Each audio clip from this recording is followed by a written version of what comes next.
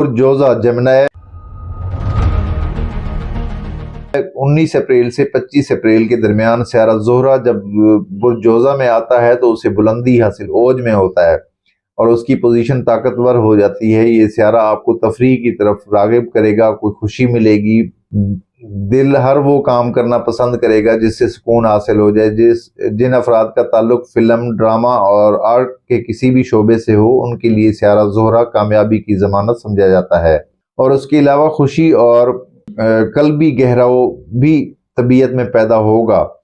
خانہ مال میں سیارہ مریخ روپے کے معاملے میں تیزی لائے گا، کاروباری افراد کو تیزی کے ساتھ روپیہ حاصل ہوگا، تاہم اس کے ساتھ ساتھ دین کے معاملے میں جھگڑوں سے محتاط رہنا ہوگا۔ خانہ نمبر 11 میں امیدوں اور دوستوں کا اور خواہشات اور دوستوں سے متعلق سمجھا جاتا ہے۔ اس میں سیارہ شمس اور مشتری کا اجتماع قسمت میں کچھ نہ کچھ بہتر تبدیلیوں کی طرف اشارہ کر رہا ہے۔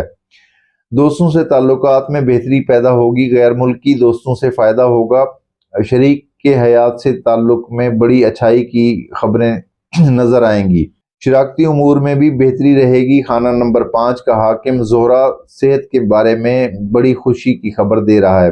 محبوب سے دیر پا تعلق اور عہد و پیمان قائم کرنے میں سیارہ زہرہ کا کارساز رہے گا۔ امید ہے کہ سیارہ مشتری اور شمس زہرہ عید کی خوشیوں کو دوبالا کر دیں گے۔